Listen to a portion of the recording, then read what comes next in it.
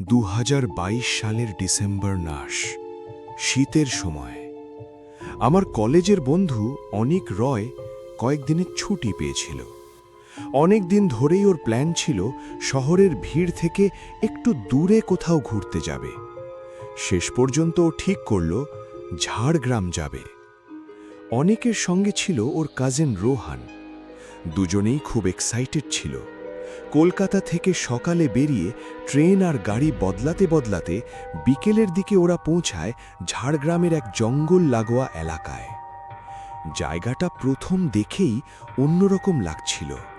চারদিকে লম্বা লম্বা গাছ, মাটিতে শুকনো পাতা, হালকা ঠান্ডা বাতাস, আর এমন একটা নীরবতা যেন জঙ্গলটা কিছু লুকিয়ে রেখেছে।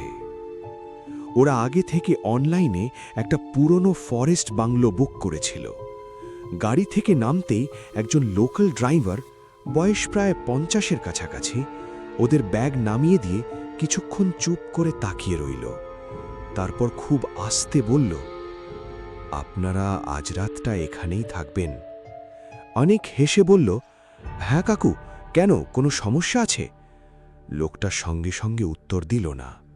কিছুক্ষণ জঙ্গলের দিকে তাকিয়ে থেকে বলল, সমস্যা না, তবে একটা কথা মনে রাখবেন, রাত 11টার পর যদি জানালায় কেউ নক করে, ভুলেও বাইরে তাকাবেন না।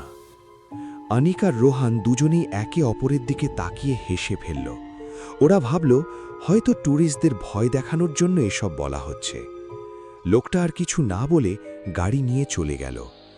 বাংলোর সামনে দাঁড়িয়ে আনিকের একটু অদ্ভুত লাগছিল, কারণ জায়গাটা যত সুন্দর ততটাই অস্বাভাবিক চুপচাপ। বাংলোটার রং অনেক পুরনো হয়ে গেছে, জানালার কাঠে ফাটল, বারান্দার এক কোণায় পুরনো একটা রকিং চেয়ার, যেটা বাতাস না থাকা সত্ত্বেও খুব আস্তে নড়ছিল। রোহান সেটা দেখে বলল, দেখলি? অনেক কিছু না বলে নিজের মনকে বোঝালো, হয়তো বাতাস। কিন্তু সেই মুহূর্তে ওদের দুজনেরই মনে হচ্ছিল এই জায়গাটায় ওরা একা নেই।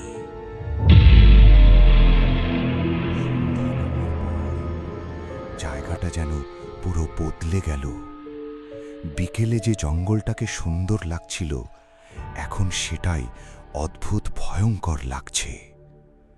চারপাশে শুধু অন্ধকার, দূরে কোথাও ঝিঁঝি পোকার শব্দ, আর মাঝে মাঝে শুকনো পাতার ওপর কারো হাঁটার মতো আওয়াজ। খস খস খস। অনেক নিজেকে বোঝাচ্ছিল এটা জঙ্গল, এসব স্বাভাবিক, কিন্তু রোহানের মুখ দেখে বোঝা যাচ্ছিল ও ভয় পেতে শুরু করেছে। রাত প্রায় 10:45। দুজনেই ডিনার শেষ করে বাংলোর ঘরে বসে ফোন দেখছিল। কিন্তু অদ্ভুত ব্যাপার হলো, দুজনের ফোনেই নেটওয়ার্ক নেই, একটাও সিগন্যাল না। অনিক একটু বিরক্ত হয়ে ফোনটা টেবিলে রাখল। ঠিক তখনই ঘরের লাইটটা একবার ফ্লেকার করল, তারপর আবার। রোহান নিচু গলায় বলল, দোস্ত, জেনারেটর আছে নাকি এখানে? অনেক উত্তর দেওয়ার আগেই পুরো ঘরটা 1 সেকেন্ডের জন্য পুরো অন্ধকার হয়ে গেল। 1, 2, 3। তারপর লাইট আবার জ্বলে উঠল। দুজনেই স্বস্তির নিঃশ্বাস ফেলতে যাচ্ছিল। ঠিক তখনই ঠক। দুজনেই চুপ। আবার ঠক ঠক। জানালার কাছে কেউ নক করছে। অনেক ধীরে ধীরে মাথা ঘুরিয়ে জানালার দিকে তাকালো। পর্দার ওপাশে কিছু দেখা যাচ্ছে না, শুধু অন্ধকার। রোহান খুব আস্তে বলল, ড্রাইভারটা ঠিক এই কথাই বলেছিল। অনেক কিছু বলতে যাচ্ছিল, ঠিক তখনই জানালার কাঁচের ওপর ধীরে ধীরে একটা হাতের ছাপ ফুটে উঠল। ভেজা, ঠান্ডা, পরিষ্কার মানুষের হাতের ছাপ। কিন্তু সবচেয়ে ভয়ের কথা, ছাপটা বাইরে থেকে না, ভিতর থেকে তৈরি হচ্ছিল। আনিক আর রোহান দুজনেই কয়েক সেকেন্ড কথা বলতে পারেনি, কারণ ওই হাতের ছাপটা স্পষ্টই দেখা যাচ্ছিল, আর সেটা ঘরের ভেতর থেকে কাছে পড়েছে। রোহান কাপা গলায় বলল, দোস্ত, আমরা তো জানালার কাছে যাইনি। আনিকের বুক ধড়ফড় করতে লাগল। ঘরের ভেতর দুজন ছাড়া আর কেউ নেই, তাহলে এই হাতের ছাপ কার? ঠিক তখনই বারান্দা থেকে পুরনো রকিং চেয়ারের শব্দ ভেসে এলো। কিচ কিচ কিচ। দুজনেই একে অপরের দিকে তাকিয়ে রইল, কারণ বাইরে বাতাস নেই, একটুও না, তবুও চেয়ারটা নড়ছে।